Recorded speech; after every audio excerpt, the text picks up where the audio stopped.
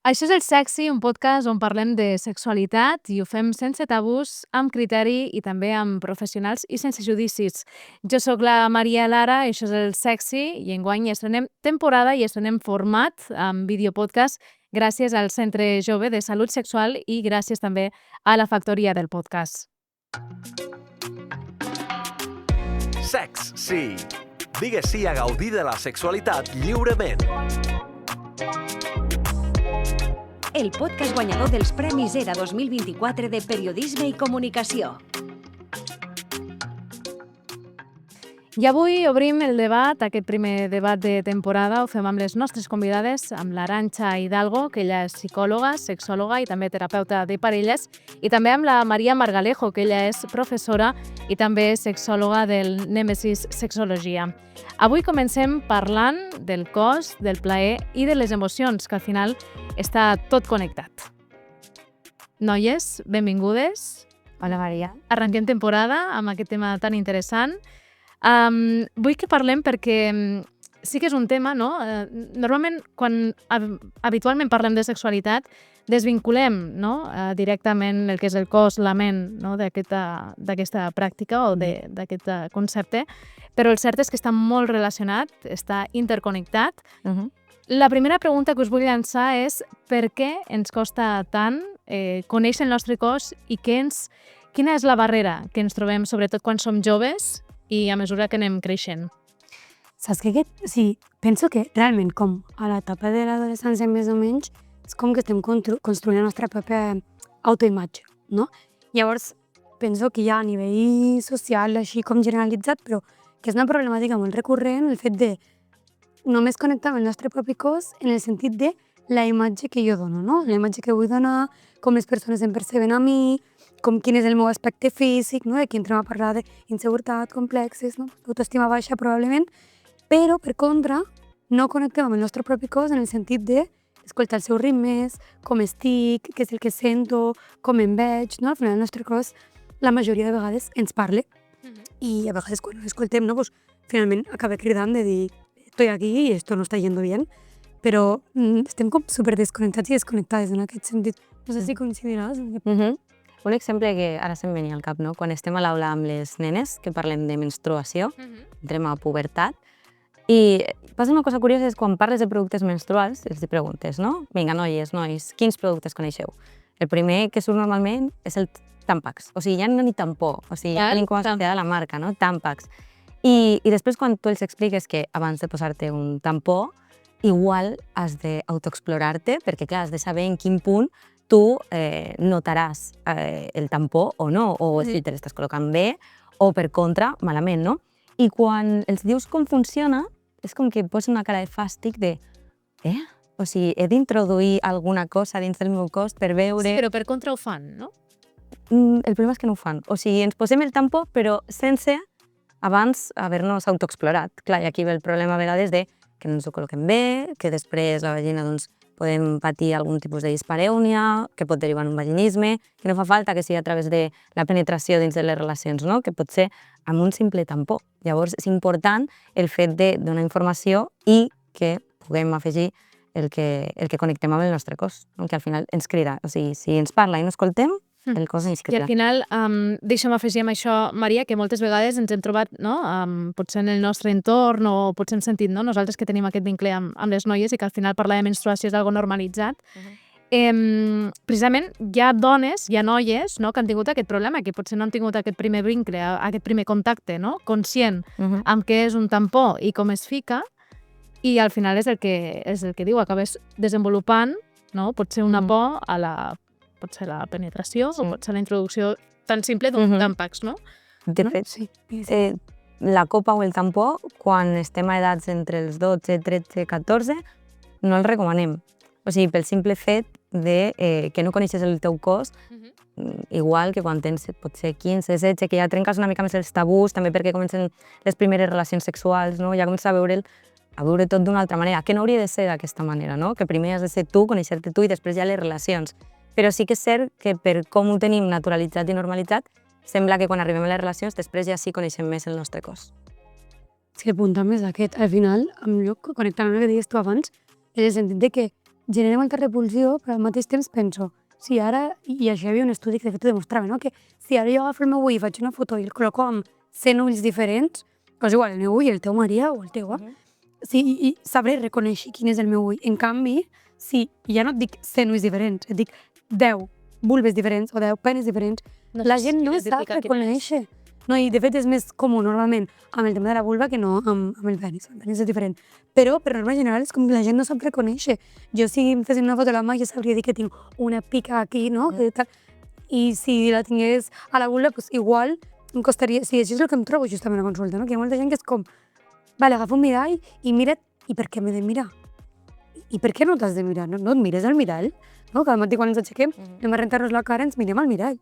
I no et mires al mirall altres parts del teu cos. Això és el que més també Precisament, us anava a preguntar ara, no? Quina és la forma de revertir aquesta situació, no? Tu parles de que als joves els dius simplement que es mirin, que agafin un mirall i que es mirin. Quines són les pràctiques o quines són els exercicis que vosaltres feu amb els joves per tal de treballar això? Jo no ho treballo tan específic perquè al final a l'entrar a les aules, clar, tens moltes realitats diferents. Sí que has de trencar molt un tabú, que a vegades sempre dic el mateix, no construïm sexualitats positives, sinó que moltes vegades, per desgràcia, estem com desmuntant mites i tabús, no? Però sí que jo penso que el fet de tenir d'aliats, penso, a les ereccions i el semen a la pubertat i a la menstruació de les nenes també a la pubertat. Llavors, a partir d'allà sí que és un bon moment per poder començar a parlar, doncs, això, no? de mirar-nos, d'explorar-nos, i també perquè coincideix amb el despertar sexual, no? I és molt més fàcil. Però sí que és cert que, per exemple, a les famílies, a casa, llibres. O sigui, el fet de tenir llibres per casa, tot i que no... Llibres d'educació sexual, vols dir? Sí, llibres d'educació sexual, de començar a posar nom a les parts del cos, no? Que sí que és cert que el que parlàvem de per què no connectem el cos amb les emocions, no? Perquè moltes vegades jo penso que només posem noms i límits, però no anem com més enllà a viure o a parlar des de l'experiència, no? Perquè també ens costa molt. Clar, venim de generacions que ha hagut una manca molt forta d'educació sexual i ara estem demanant a les famílies que ho facin com si fos una cosa supernatural. I clar, que costa, no? I llavors demanar a una generació que no s'ha permet tampoc viure la seva sexualitat, que ajudi als que venen ara a que la puguin viure d'una manera sana i plena, és molt difícil, no? Per tant, o sigui, l'educació sexual jo penso que és una assignatura pendent en general i fort, eh? I per això és guai com poder fer una mica de xarxa, no? De dir, vale, doncs no treballo només amb els infants en si o amb els adolescents, sinó que treballem amb la família. Jo penso que és el punt més important. Al final, entenc que tu també a nivell d'escoles i instituts ho fas, i a nivell de treballar amb adolescents o de treballar amb infants, jo agafo les famílies. A mi jo sempre els dic el mateix. Jo o 10 minuts abans o 10 minuts al final us agafaré i parlarem. Per què? Perquè sou una part del context molt important del vostre fill o filla. No podem deixar com desemparat aquesta part, perquè és com jo puc donar-li eines a l'infant, a l'adolescent, però si la família no l'acompanya en aquest procés, serà molt difícil que pugui treballar absolutament res en ell o ella si no hi ha aquest acompanyament darrere d'un adult o una adulta. Totalment. Què penseu que això segurament hi ha una part molt important que recau sobre els centres educatius, no? Perquè al final, si fem un percentatge, l'educació dels joves està en les escoles o instituts i després està a casa, no? Que és això, aquesta relació que tu tractes directament amb les famílies. Però per part dels centres educatius, quines són les mancances que hi ha actualment? Jo penso que ara hem evolucionat i considero que bastant a nivell de xerrades, informació, tallers, que se'ls dona molt. El que passa que és com, a vegades sento que moltes famílies venen com, és que hi ha tanta, o sigui, m'han donat tanta informació que no retinc. Que ja no retinc i ja no sé cap on anar, ni com actuar, no? Llavors penso que s'ha intentat cobrir moltes vegades amb la desinformació que hi havia, que estic totalment d'acord amb la Maria, de que són generacions que no han tingut per res d'educació sexual i ara és com, vinga, va, feu. I és com, ja, com, no? I que està molt guai que li donem aquesta informació, però ja moltes famílies que és com, vale, ara ven a fer una xerrada a l'escola, vaig a la xerrada, però fer una xerrada al centre de no sé què. Clar, perquè tu parles d'educació, no? Als pares, directament. Jo parlo de les escoles als alumnes. Vale, clar, això volia dir que a nivell d'escola, no, com tenen molta informació també, els formen en molts sentits, de dir, pues això, els formen, pues vinga, anem a fer una xerrada, i de fet tu fas veritat, no? Que fas unes xerrades amb l'equip docent i de res, que està superguai. El que passa que és com moltes vegades, gent que tot tenen la informació, no se sent lo suficientment preparada com per poder fer front, perquè al final és com, bueno, m'han vingut a fer una xerrada, però igual aquesta xerrada me l'han fet un dia que m'ha durat una hora, o igual 4 xerrades d'una hora, Suficient. No. i sento que no és suficient com per poder abordar això dins de l'aula, no? I hi ha molts altres gent que es desentén. Passa una cosa, i és que els mestres, clar, a primària és una edat delicada, ¿vale? Perquè després també els continguts d'educació sexual s'han de fer de manera gradual. Si tu a matemàtiques comencessis fent la multiplicació abans de sumar, segurament els conceptes i els objectius no s'assolirien.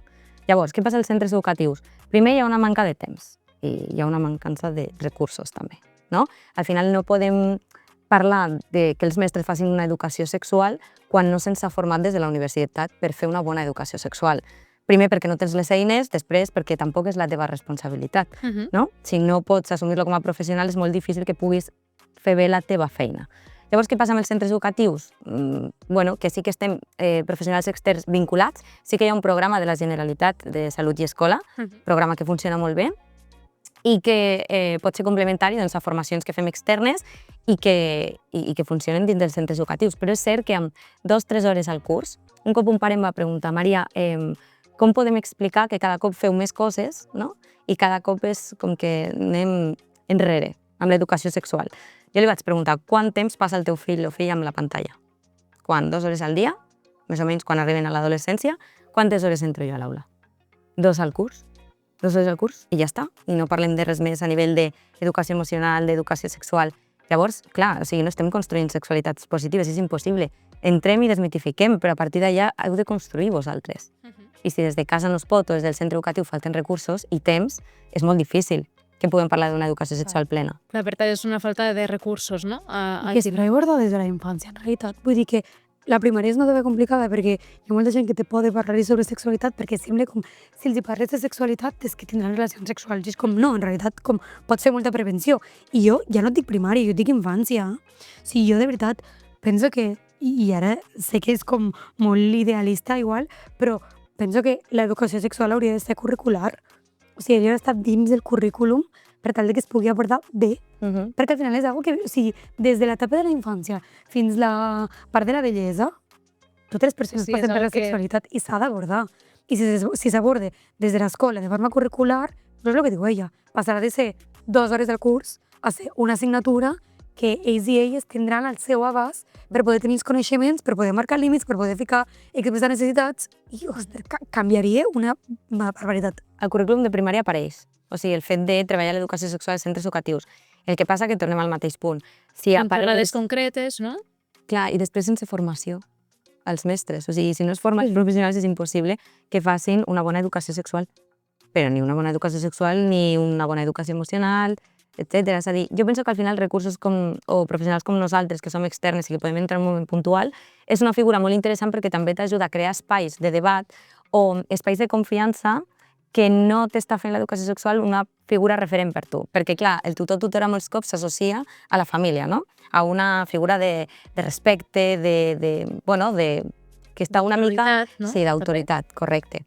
Que sí que és el que molts mestres em diuen, no, em puc quedar a l'aula perquè tinc molta confiança en ells i elles. Quan són petites i petits, per mi cap problema, però clar, quan arriben a 5è i 6è, a vegades no arriben a explicar coses que realment voldrien perquè associen aquesta figura, no?, a la família, clar. Però bueno, sí que és interessant que puguem entrar professionals externs, però jo penso que ha de ser una assignatura... És que el punt és aquest, 100%. Que s'ha de fer des dels centres educatius. Sí, sí. És com quan parlem de relacions tòxiques a batxillerat, no? Sempre diuen, ai, és que jo he tingut relacions tòxiques, tal, i clar, és que a veure, qui ens ha ensenyat a gestionar emocions? O sigui, quantes hores acadèmiques dediquem a matemàtiques, a medi, a anglès, i quan de preparats o quan de formats sortim, no? Llavors, clar, tu si després fas una carrera de matemàtiques, doncs sortiràs superpreparat, però amb anglès igual no ets tan bo. I mira les hores que has dedicat a l'anglès, doncs imagina't a l'educació emocional. No, i les referents que tenen. O sigui, a mi m'arriben a batxillerat i és com, vamos tarde. O sigui, parlem de relacions tòxiques a batxillerat, anem tard. I llavors, quins referents tenen? Aquests adolescents, aquestes adolescents, quins referents tenen? Les pel·lícules romàntiques que t'ensenyen segons quines coses que mejor no ver, o molts d'ells, o sigui, jo lo del GTA, és algo que no puc entendre. És que al GTA al final hi ha una botiga, que no és una botiga, en realitat, que hi ha com una sabateta. És una taconeria, sí. Bueno, ells ho diuen, no? La taconeria, La Maria. taconeria, exacte, sí. Que hi ha com una sabateta a la porta, al final és un prostíbul, que tu entres i és com que tens una carta i de diferents serveis i pues, des del més barat al més car i pots fer el que vulguis amb la noia que representa que és la prostituta i que tu pagues per fer això i que quan acabe, si tu o acabes agredint amb aquesta noia o l'acabes tal, te tornen els diners i no has de pagar res. O sigui, com Genial. encara promou més la violència, més la falta de consentiment, llavors és com, vale, per separar una mica, no? A nivell de persones que juguen a videojocs tal, tenim el GTA, però a nivell d'altres persones que miren pel·lícules romàntiques o no sé què, quins referències estem donant? Clar, passa una cosa. Jo penso que si parlem molt del porno, no? Per exemple, que és una eina molt potent a nivell d'educació sexual, com té el que estic dient, no? Ens educa sexualment, o sigui, un desastre. Però clar, si només tinguéssim aquest input, tu dius, bueno, ens podem salvar, perquè només tens un input. Però quan reps l'input del porno, l'input de la indústria musical, que passa amb les cançons del reggaeton, per exemple, no? Que clar, quan tu ets adulta, tu ja diferencies que allò que estàs escoltant Clar, és una analitzes la realitat. cançó, però ells no són Clar, conscients. Clar, no som conscients. Què passa amb els vídeos a YouTube que ens surten de noies que poden fer OnlyFans, ¿no? Que normalitzen el fet de soy mi propia jefa, puedo ganar mucho dinero al mes y empodérate conmigo el día de mañana. Què passa també amb bueno, el que deies ara dels videojocs, no? És a dir, quan reps tants inputs, acabes normalitzant un únic model. I si a les escoles no es contrarresta, a casa tampoc, llavors amb quin model ens quedem? No? És important, també amb les famílies parlo molt, el fet de no culpabilitzar. És a dir, hem de pensar en els adolescents i en el context que estan visquent actualment. Si nosaltres haguéssim viscut l'adolescència en aquest context, quines decisions hauríem, no? Sí, què hauríem fet? Clar, no era És difícil el perquè a mateix sobre, context. clar, el context, és a dir, ara és més habitual, no?, que els pares tinguin aquesta predisposició, no?, a reenfocar el que és l'educació sexual dels seus fills, però anteriorment, o sigui, era un tabú absolut. No, totalment. Llavors, clar, el concepte canvia radicalment. És a dir, ara estem en aquest context de el porno, OnlyFans, tot el que comentaves, Maria, però és que anteriorment era un tabú absolut. Llavors, si ens haguéssim no, crescut en aquest context en què és un tabú absolut i que a sobre hi hagués tot això, llavors ja... Què hauríem fet? No, és que jo de fet recordo una persona que m'explicava que com la seva primera experiència amb temes d'educació sexual va ser que tenien un corral a casa i que el seu pare van anar al corral a ver no sé què, hi havia unes gallines, van començar les gallines a tenir relacions sexuals y le va a decir tal cual, digo, mira, esto es lo que hacemos las personas para tener hijos. Y chimbum, y se acabó. Clar, jo, evidentment, és una persona que és gran, però em va quedar com una mica en xoc, no? Ara crec que té 68 anys. Però, clar, em va quedar xoc de dir, és que, clar, hem evolucionat, però tampoc sé fins a quin punt hem evolucionat. No vull ni allò, ni tampoc el que estem tenint ara, no de dir que requereix una evolució i ho necessitem, però tampoc vull allò que aquesta persona concretament m'està explicant perquè és com l'antítesi, en realitat. És complicat trobar un equilibri. Totalment. Si us sembla, noies, canviem de tema. Jo vull parlar ara de les zones erògenes, perquè això és una que no ha sortit, no? I és una que realment té molt a veure amb identificar i a conèixer el nostre cos. Què són les zones erògenes? Quines són? Com les podem treballar? Com les podem localitzar? Jo crec que aquí tornem a un altre problema, que és que les persones tendim a pensar que les zones erògenes és com molt tot genitalitzat, no? Que els genitals són les úniques zones erògenes. I just aquí torno a agafar-lo d'abans del tema de l'autoconeixement, que és superimportant. Perquè ni tu, ni jo, ni la Maria, ni ningú probablement tinguem les mateixes zones erògenes. Llavors, igual a nivell d'autoexploració i de més, començar agafant un mirall i mirar els teus genitals és algo que et pot impactar molt, però en comptes de començar per aquí, anem a recórrer el nostre cos amb les gemes dels nostres dits o inclús amb una ploma i buscar les zones. Identifiquem Exacte. aquestes zones erògenes. No és una zona erògena concreta de dir és aquesta o aquesta. No, no. És com que cadascú té unes zones que li generen cert plaer i d'altres persones que dirà a mi això o em genera aversió o no m'agrada o simplement no sento res. Sí que hi ha certes parts del cos on tenim terminacions nervioses, no? Per exemple, el clítoris dins del cos de la dona és una de les més potents, però és el que diem, no vol dir que a totes ens agrada la mateixa pràctica o que sigui concretament aquesta part del clítoris. Un tema que surt bastant també a les aules és el tema del punto G. ¿No? De fet, bueno, Quevedo tiene una canción del punto G. I tothom coneix aquesta cançó, sí, i la coneixen per aquest motiu, que és el punto G. Clar, quan parles del punto G, no és un punt validat per l'anatomia humana que està allà i que és un botó que tu toques i pum, no? I desig i màgia, no.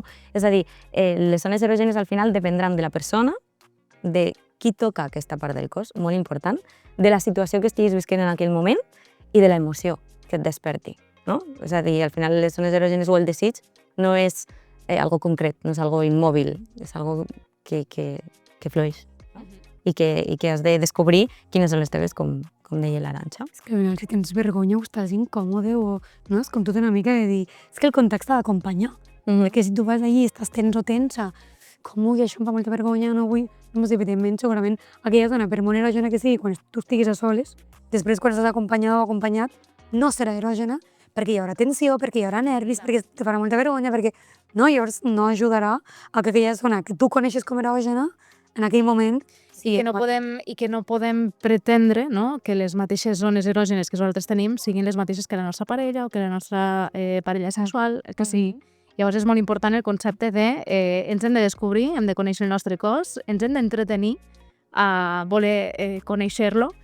I, noies... Perdó, I ens hem de comunicar. I totalment, també. Me parlament. Molt. Ens hem de Amb comunicar. la parella. Precisament amb això, no?, de les zones erògenes que fluctuen, no?, entre relacions és molt important la comunicació. Ja veureu que en el sexe la comunicació és un dels punts claus i un dels punts forts, també l'educació sexual, evidentment, però sí, amb això crec que em sap molt greu perquè ens ha donat molt poc temps d'aprofundir en aquest capítol. Sí, hem acabat i res, només dir-vos que gràcies a les dues per participar en aquest capítol, el primer de la temporada, parlant de cos, emocions i tota la relació que hi ha amb el plaer, no? I res, dir-vos a vosaltres, als nostres oients, que si has estat identificat, si t'has identificat en algun moment d'aquest podcast amb el que estàvem parlant, sapigueu que ens podeu seguir a @sexypodcast a Instagram. També ens podeu seguir a l'Spotify i, evidentment, també podeu seguir els comptes del Centre Jove de Salut Sexual, que allà també pengen alguns tips que us poden interessar. I dit això, doncs ens veiem en el proper capítol.